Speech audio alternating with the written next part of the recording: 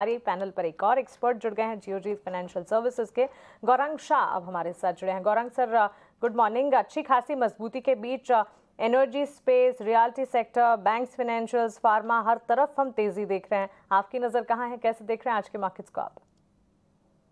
बहुत बहुत धन्यवाद मानसी, आपका और आप सभी को शुभ प्रभात हमारे तरफ से।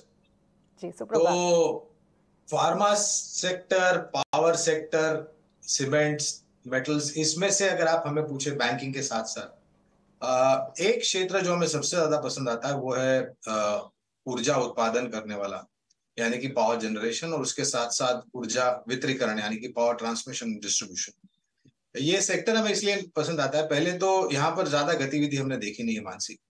दूसरी तरफ अगर आप देखने जाएं तो सरकार की तरफ से घोषणा की गई है कि आने वाले 3 या 5 सालों में करीबन 360-370 गीगावाट्स की नई उत्पादन क्षमता खड़ी करेगी।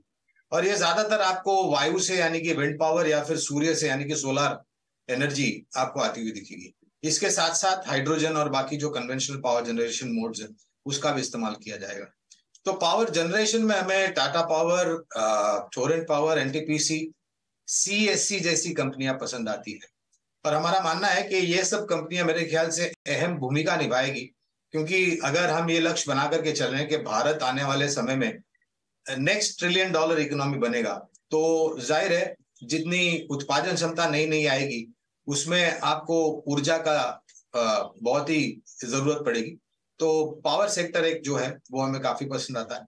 बैंकिंग, क्योंकि हमने नतीजे देखे, कल इंडसइंड बैंक के देखे, उसके पहले हमने एचडीएफसी बैंक के भी नतीजे देखे, और हमारा ये मानना है मानसी के वित्तीय क्षेत्र इस साल भी जिस तरीके से पिछले साल वित्तीय साल में भूमिका निभाई थी, इस वित्तीय वर्ष में भी मेरे ख्याल से बैंकिंग और एनबीएफसी सेक्टर नतीजों के आधार पर काफी चर्चा में रहे।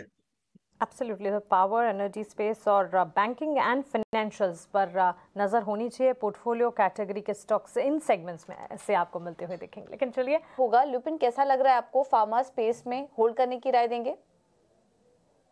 बहुत लंबे समय बाद यहाँ पर परिस्थिति सुधरती हुई नजर आ रही है आंकड़ों के आधार पर अगर मैं बात करूं, क्योंकि जब महामारी का दौर चला था आप देखने जाए तो ये एक स्टॉक था, और इसके साथ साथ बायोकॉन जो बहुत बुरी तरीके से बाजार के विपरीत चाल चल रहा था, जिसे हम कहते हैं अंडर परफॉर्मेंस। लेकिन जो पिछले वित्तीय वर्ष के आखिरी यानी कि चौथी तिमाही के नतीजे हैं लुपिन के, वहां पर परिस्थिति सुधरते हुई दिखी। अमेरिका से जो इनका कारोबार है वहां पर भी एक नकारात्मक परिस्थिति थी, वो भी धीरे धीरे करके दूर हो गई, और उसके फलस्वरूप हमने देखा कि 650-700 वाला आज 900 के ऊपर कामकाज कर रहा है। लेकिन इस निवेश में अगर एक चीज जो मुझे थोड़ी बहुत नकारात्मक दिखती है वो है निवेश का स्तर। पहले 1100 के ऊपर का निवेश का स्तर है, तो 930 के आसपास मौजूदा भाव, फिर भी यहां से काफी ऊपर के तरफ के दायरे।